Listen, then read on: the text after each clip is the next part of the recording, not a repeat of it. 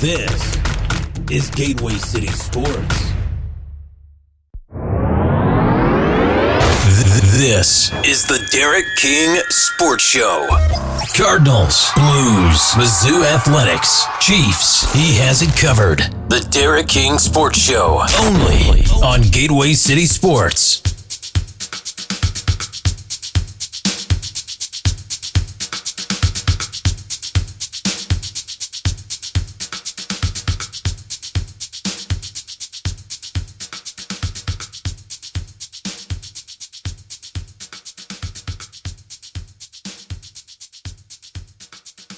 Good morning, everybody. How you doing this morning? Doing pretty good over here.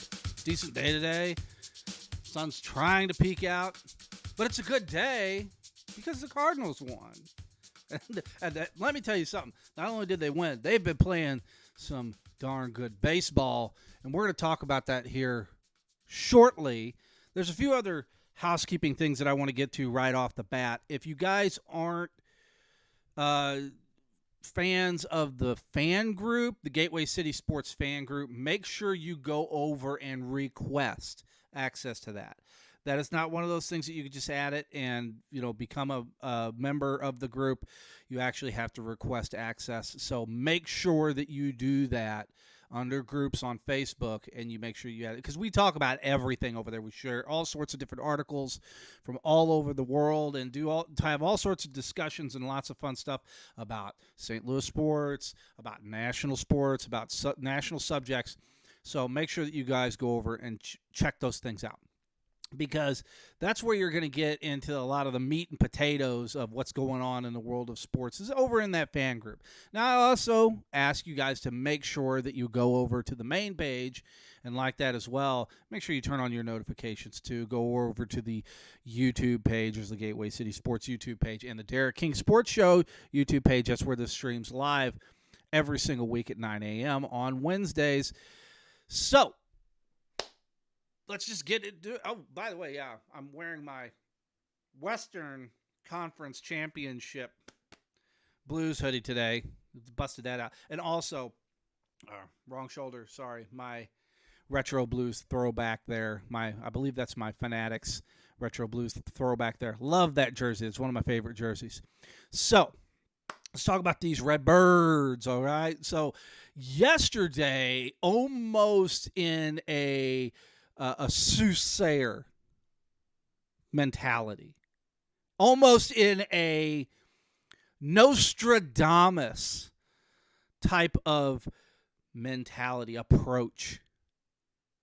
One of our very own writers, Don Glenn, go over and check out his stuff over on GatewayCitySports.com, wrote a piece about Mr.,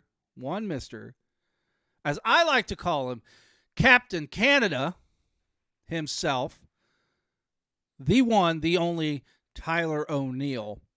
And it almost was prophetic in a lot of sense, because he wrote this article on Tyler O'Neill. The headline of the article is "The Emergence of Tyler O'Neill." It's, just about hits the nail on the head. It was perfectly timed. Man, boom. That's how you do it right there. That's how you, it's, little help from Ty there, getting that type of game that he had yesterday and what he's been on run as of late. To really be able to do what he's done, we're going to go ahead. We're going to pop over here to the full interview screen.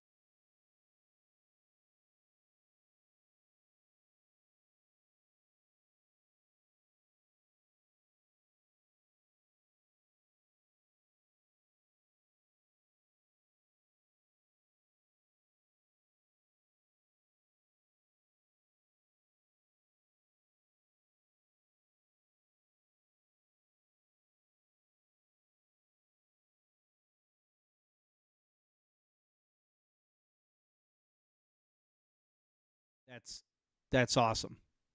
That's awesome. So I hope you guys heard me over in that other page. I don't know if you did or not, because I didn't have my microphone set up over on that other page. So I apologize if you didn't hear me there for a split second of time. But great article by Don. Did an amazing job. Go check it out over on GatewayCitySports.com. Now, one of the things that I want to do now is I want to talk about these last series of games because it's critically important, and I've talked about this the last couple of times, that it's very important that the Cardinals have picked up a series of games or a majority of these games over this last particular stretch. The Cardinals have been on a run as of late, which is great. It's great for the team. It's great for morale. It's great for the fan base. The Cardinals now stand at 22-14 going up against the Milwaukee Brewers, who are a rival in the NL Central. It is critically important that you pick up a majority of these games in the Central. You have to in order to win your division. That's the whole point. So let's kind of go back in time a little bit since the last show that we had done on Wednesday. And on Wednesday, May the 5th, the Cardinals won against the Mets 4-1. They lost to the Mets on the second half of that doubleheader, 7-2. They lost to the Mets again 4-1. And this is where they had that little bit of a bad stretch. There's those 2 losses in a row. Then they go up against the Rockies in Busch, and they sweep the Rockies 5-0, 9-8, and 2-0. They go in yesterday's game, and they win 6-1 in yesterday's game, obviously with Tyler O'Neill being the hero of the day, if you will, and having his home run. That was a very big shot. You know, Goldschmidt, I believe he had a home run, too, in that game, too, as well. So, you know, that's great. You know, KK pitched a decent game. He gave you 5 solid innings, 5 hits, 1 earned run, and 1 walk, 6 strikeouts. That's great for KK. That's good to see him kind of bounce back, come back, and have that type of game. It's good to see Ryan Helsley come out there and, you know, do his thing and only have a walk, you know, and get out of that inning or, you know, and move on and not get tagged with those runs. That's critically important in those critical hits. Cody Whitley went out there. He pitched an inning, and he had 1 hit and 1 strikeout. But the story, I think, is really the dominance of Alex Reyes in that closer position, in that closer role. 2 innings pitched, 0 hits, 0 earned runs. He had 3 walks. He was little bit wild to an extent. I think he was trying to do too much corner painting. I think he was trying to do too much with what he had, or he was overthrowing on certain pitches. But he did get 5 strikeouts. So that is really, really good to see out of Alex Reyes. I'm happy to see that. I've watched Alex from the onset, from the very beginning, him coming into the organization when he was in Springfield and when he was in Memphis. I've watched him all along the way in his short stints that he would have come up. He would get injured, go back down, start to come back again, get injured again, go back. And it's been tough for Alex, but I'm really happy to see that he's done that. Brian, over in the comments section, my good buddy Brian, O'Neill is Bro-Neil. I will agree with that assessment. He is Bro-Neil.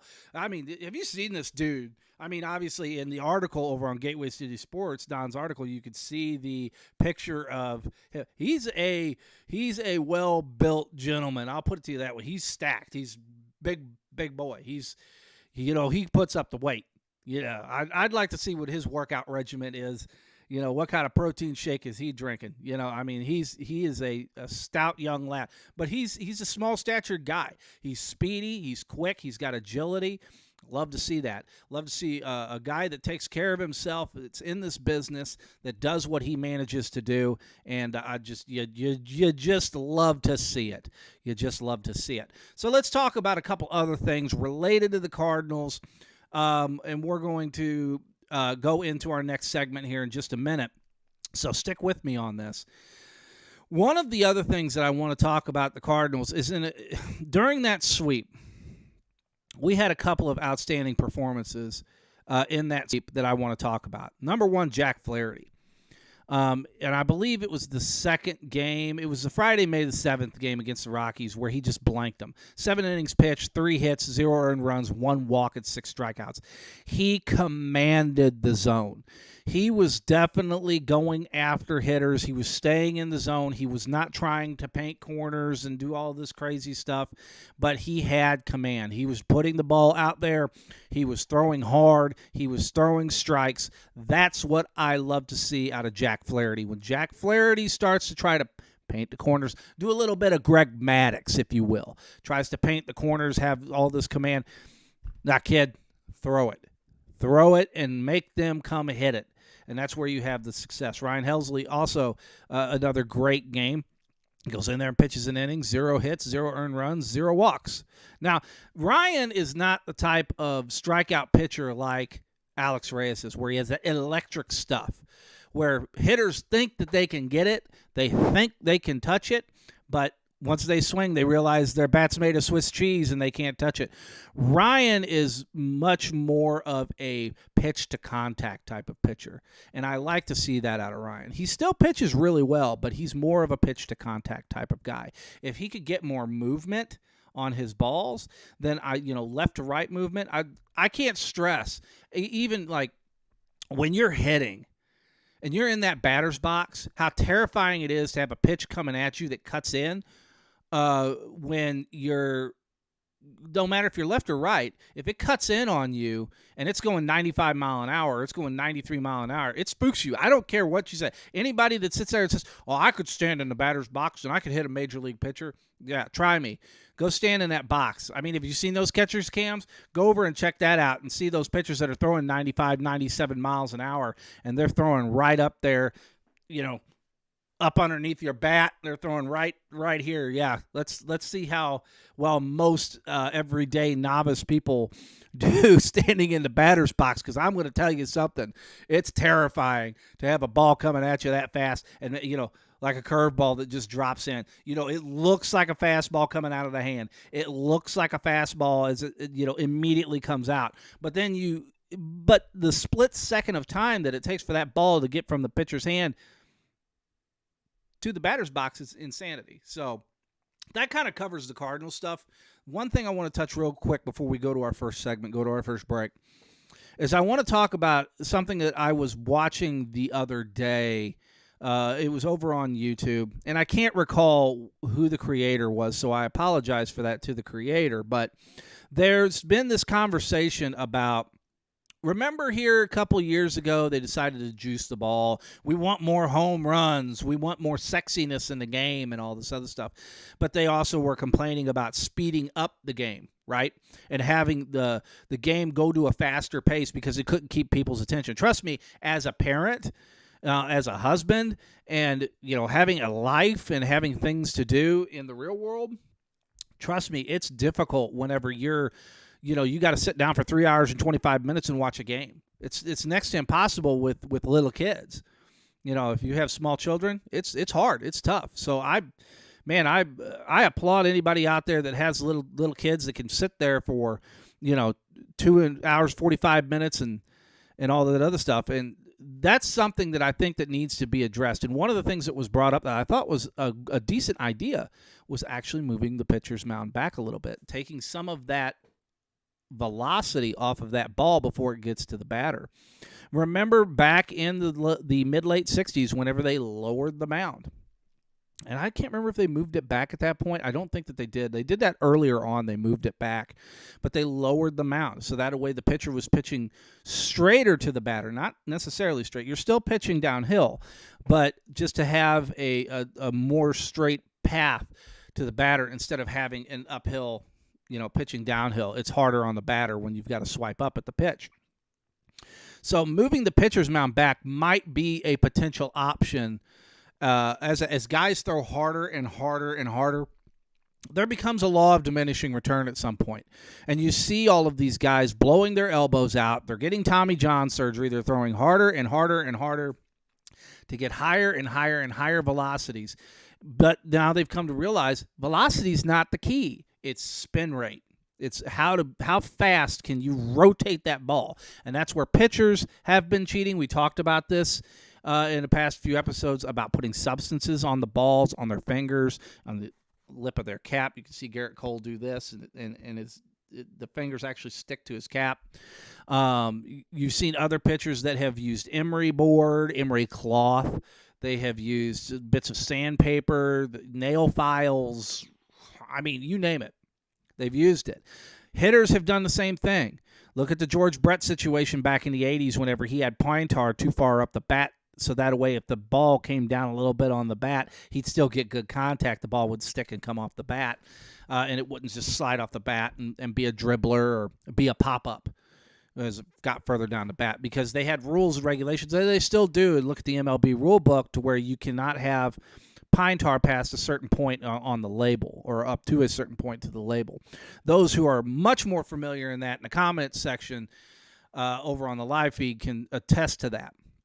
And so that's something that I think that could be done to address the rate of the game and how fast or how slow that it's going right now. Because there's definitely something that needs to be done there, because we all can't, in today's day, in today's world, it's fast-paced, boom, boom, boom. We all know. I've got friends out there that work in the computer world. I've got friends out there that work in the graphic designer world. I've got friends out there that work in the media world, everything else in between. And it's really, really difficult to be able to sit down for 3 hours and 3.5 hours and watch a baseball game when they're dragging their toes. It's difficult. It's one thing when they're setting aside time and that's what I'm going to be doing. That's where football has become so popular, where you can sit down for 2 hours and watch a football game and you're done. Walk away. You can even watch 2 football games in the time it takes you to watch a baseball game. So that's where football has become so much more popular. And plus the violence of football, I think, has kind of become more of a stance that people are interested in. It's the same way with the growth of hockey here lately. The violence of hockey, but they've tried to tone down the violence of hockey as to what it was in the 70s and the 80s, even in the early 90s whenever I was growing up watching it. So we're going to go take a real quick 30-second break. And the rumors that are surrounding that, it's really, really big deal. You guys got to stay tuned to that. We're going to get back into the comment section. We're going to talk about a couple other things that's come up that I want to talk about, and we're going to get after it, guys. This is a real big show today. We got a lot to do, so we'll be right back. Hang tight. Ladies and gentlemen, tonight we want to celebrate our hometown of St. Louis, the best sports city in America, today and into the future.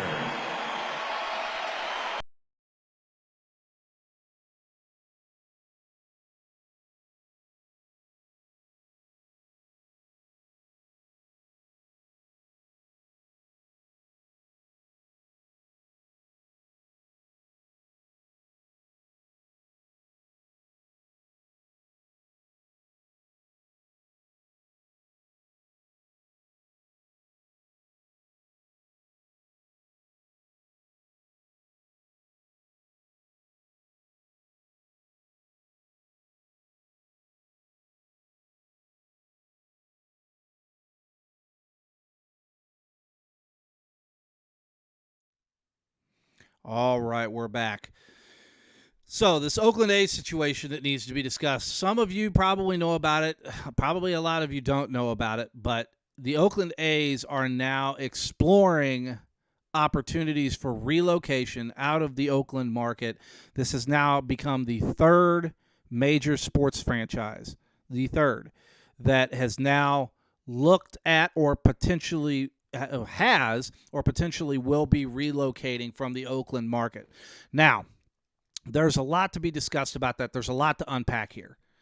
Now, the Oakland Coliseum, as to where they play, has been defunct for many, many years. It's been in bad shape for many, many years. You hear the player complaints about raw sewage backing up into the locker rooms and even into the dugouts, of things going on there, and just the crumbling facade of the building. The city of Oakland, I think that people need to understand, is flat broke.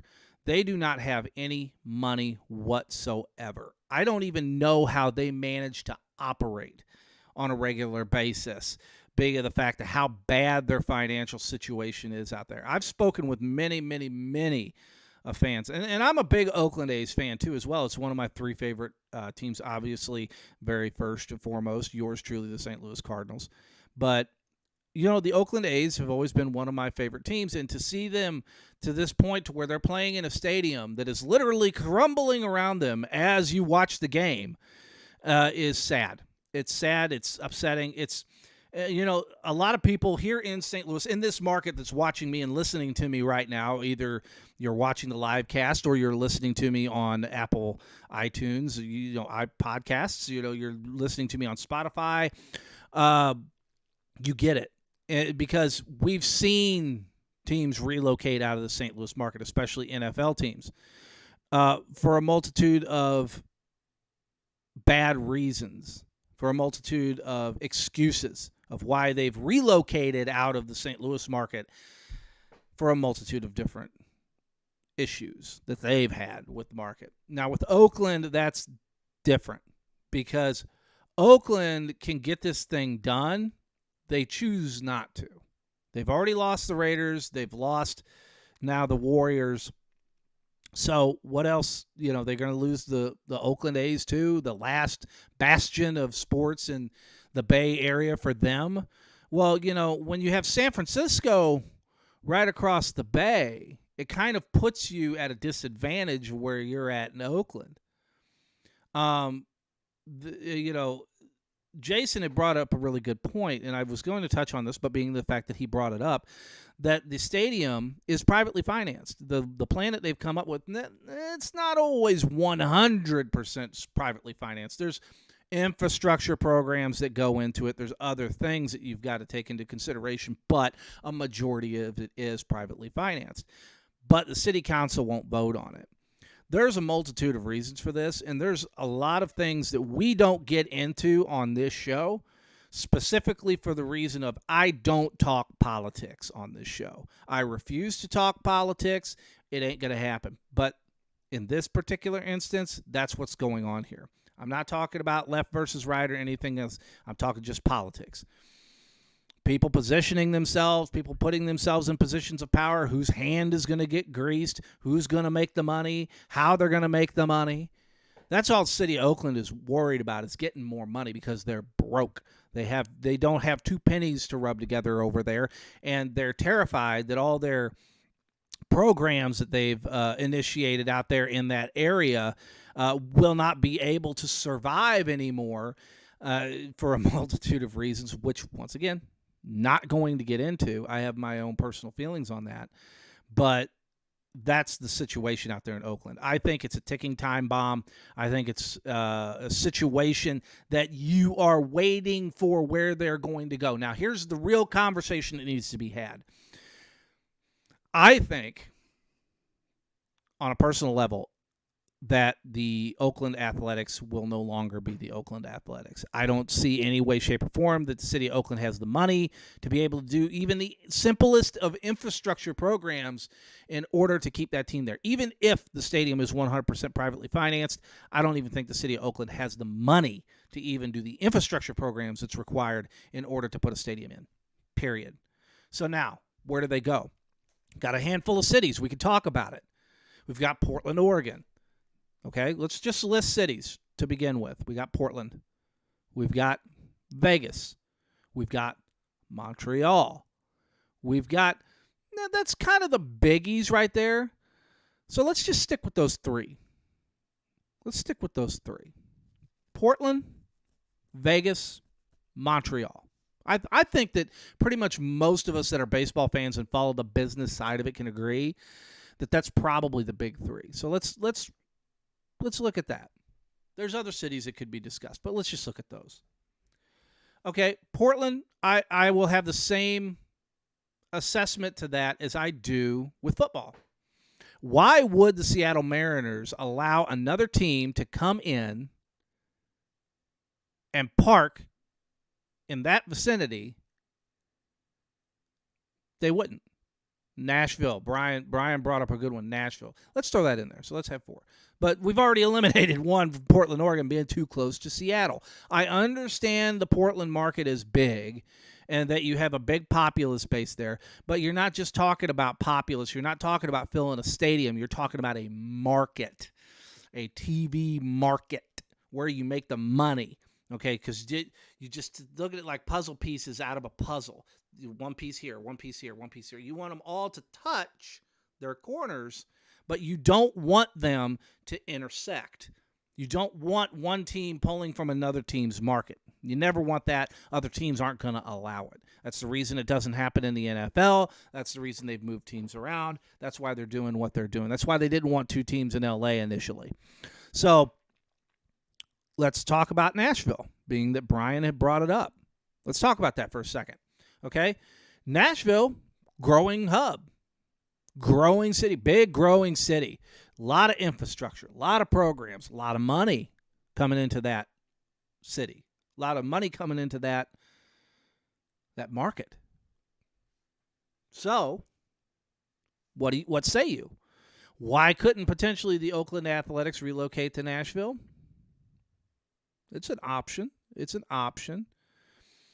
But I would put that middle of the tier.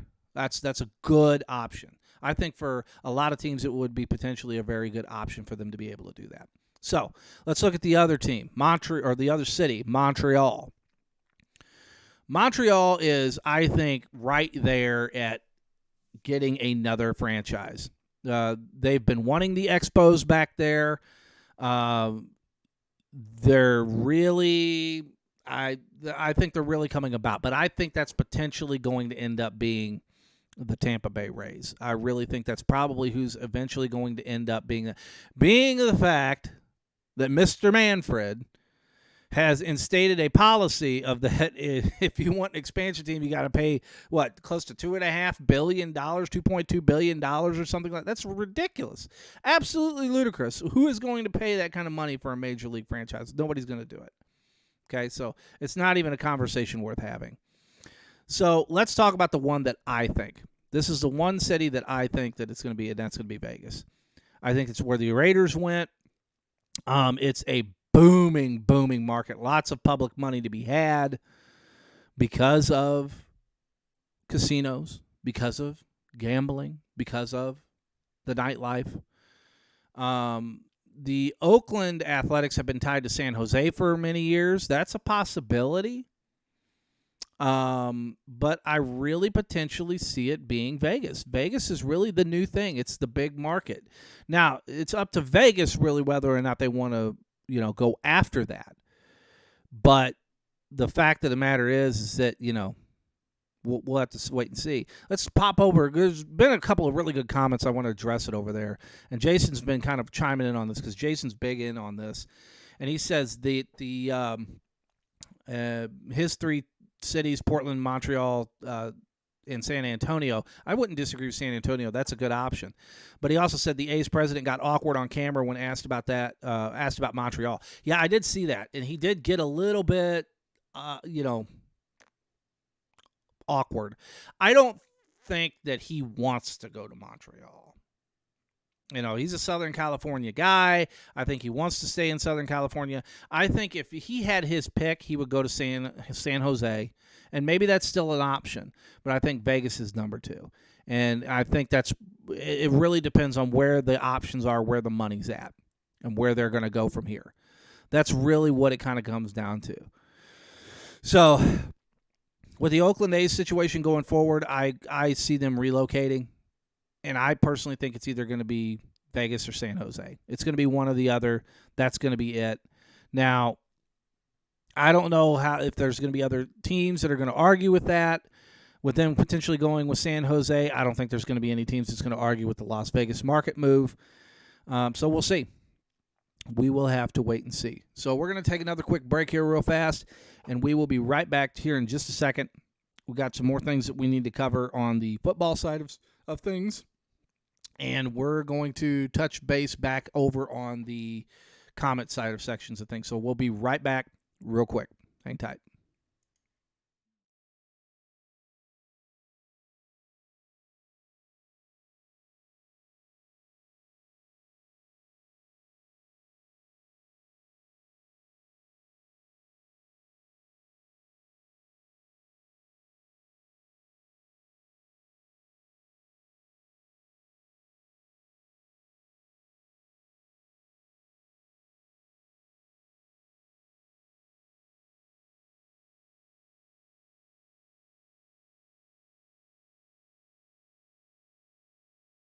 approach that is unique to your situation to make sure that you, your family, and assets are properly protected. They also offer great rates and savings. Give Sean and his team a call today at 636-764-6294. They'll help you with an insurance quote right over the phone. Even give them a call if you just want to talk sports. They do that too. We all have busy lives.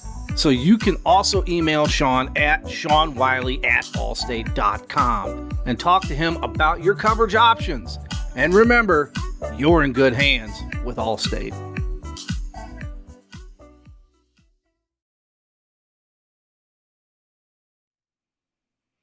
Okay, let's go over to the comment section and touch on a couple of things here real quick, because I think that's probably where we need to address a couple of things. Jason, he says that he doesn't. He was on record saying no to Montreal, that he was referring to the owner of the A's. Portland is in a similar spot as Oakland. Portland needs voted on, and that's where I kind of say no to Portland. Because of the market thing, because it needs to be voted on,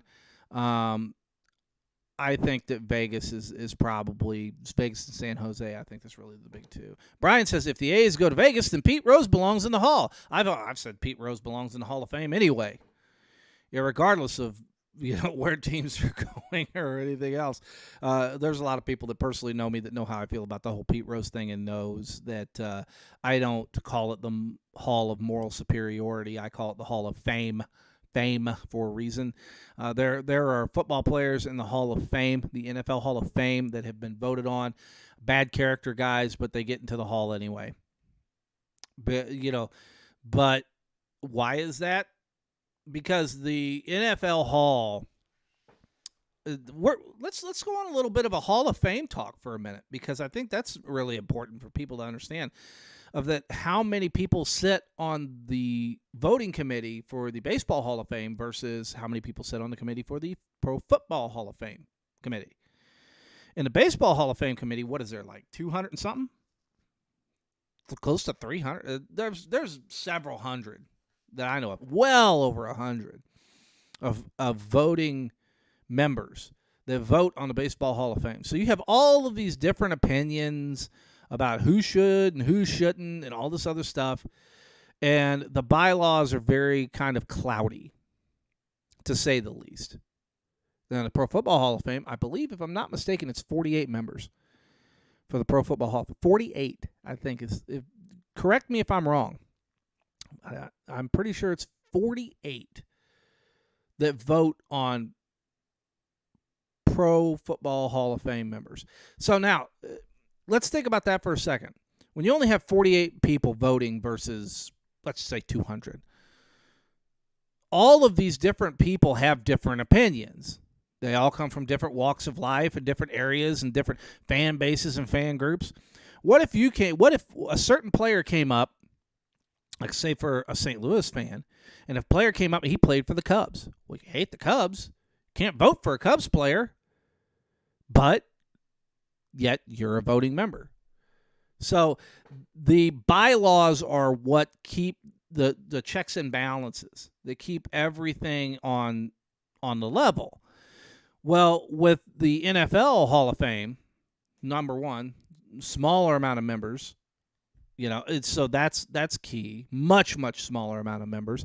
And they have certain particular bylaws that are in place that say, listen, you cannot disclude a player based on personal preference, based on if they were a good interview or a bad interview, or they were not a nice person outside of the NFL.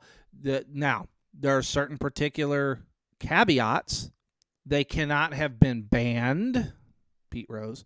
They cannot have been banned by the league, and they cannot have done something that's conduct detrimental to the league. That's the only two caveats that it is to not get into the Pro Football Hall of Fame. And baseball, they have similar rules, but the problem is it's really skewed. There's a lot of gray area. Instead of it being right here, it's right here. Instead of it being the size of an inch, it's the size of a foot. So there's the issues that you have between the Pro Football Hall of Fame and the Baseball Hall of Fame.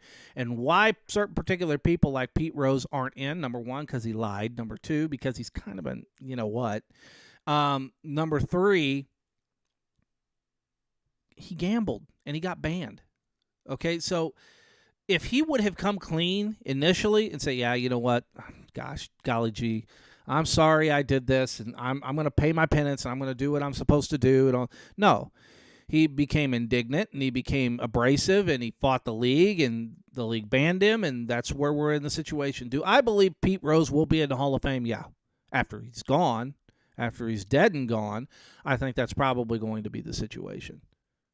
Irregardless of my personal feelings of how I feel that somebody should or should not be in the Hall of Fame based on their accolades of what goes on the field. What you do on the field should or should not disclude you or include you from the Hall of Fame. That's the way I see it. Because if I had a vote, I would be voting for that. Now, their personal lives, that's another story. I can't quote on people's personal lives. So there you go. Outside of that, let's talk about the Blues here real quick. We need to get back onto that subject matter because that's something that we haven't touched on in a little while. There's been a lot of stuff going on with that, and it's something that we definitely need to address because the Blues are in the playoffs. Can you believe that?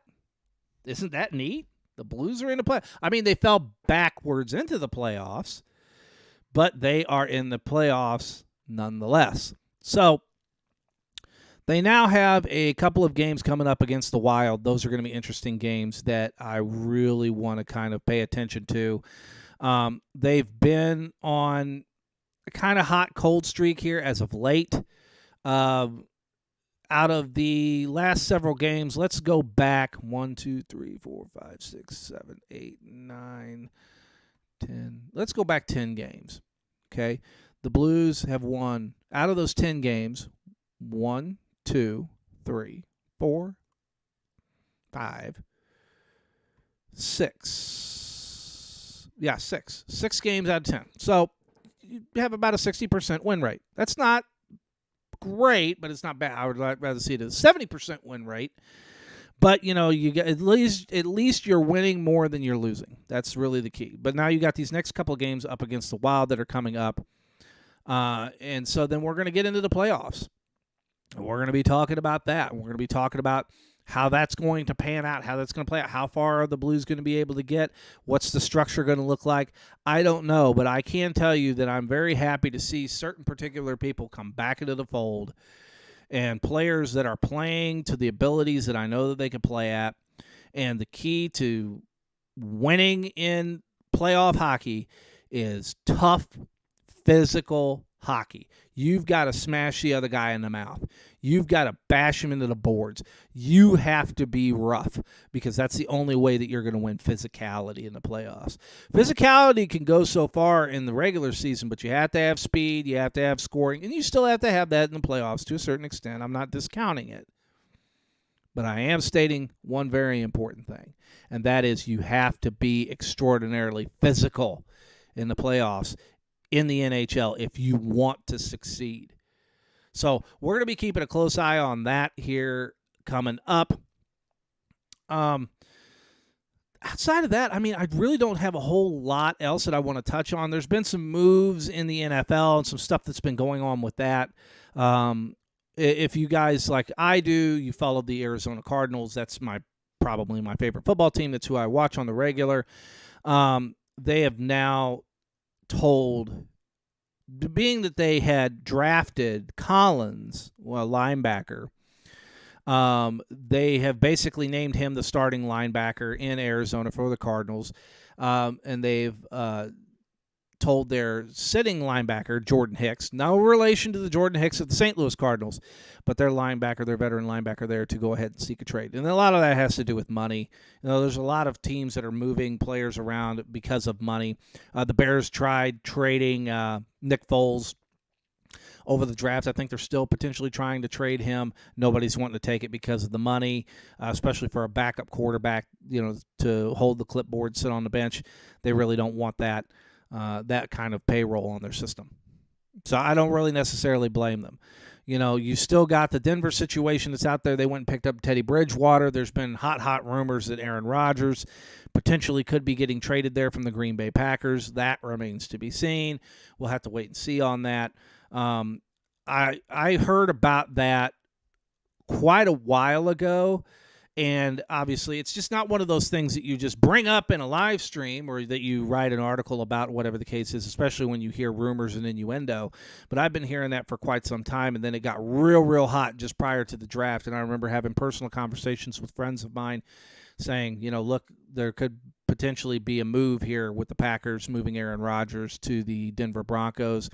I had heard that there was a couple other teams that were in play, but I heard that the Broncos were really the number one team that was really hot after Rodgers. Cleveland was rumored there for a hot minute, but I don't see that happening. But it's going to be interesting in the NFL to see how they're going to structure certain particular players, because a lot of teams are going more rookie heavy. Because now what they've done with these rookie contracts and the way that they're structured, NFL teams don't have to pay anymore. So it's a lot similar to baseball and how things go with that, with their contracts and rookie contracts and service time, and how Major League Baseball teams manipulate service time in order to keep from paying players the amount that they should, because players are paid based on their amount of service time that they earn, and they get certain bonuses and certain incentives based off of that. So it's a complicated process. There's a lot of fans out there that don't fully understand it, and there's a lot of fans out there that get it 100%, and then there's people like me that are kind of in the middle. I get most of it, but there's still some stuff that I miss, and it kind of goes over my head. But that kind of does it for the day. I'm glad you guys joined me. Glad you guys came on board today, and I hope you enjoyed the show, because it was a pretty fun one. So I am going to get back to it. I've got a couple articles that I've got to get out. Make sure you're checking over on Gateway City Sports on the daily, because we have new articles that are dropping all the time from our wonderful staff of writers out there who are extraordinarily professional. And they don't take no cheap shots off of nobody, and they do it the right way. Okay, so that's the one thing that I want to stress to people, is that Gateway City Sports is not the type of site to where you're going to have just people writing opinion pieces all the time and just basically laying out a bunch of false facts. These people do their research. They know what they're doing. They know what they're talking about. And I'm proud to be involved with it. So this is Derek King Sports Show, signing off. I'll see you guys next week. Let's hope. But you should be seeing me next Wednesday, 9 a.m. And I'll see you then. So, guys, take care. Thank you for tuning in. See ya.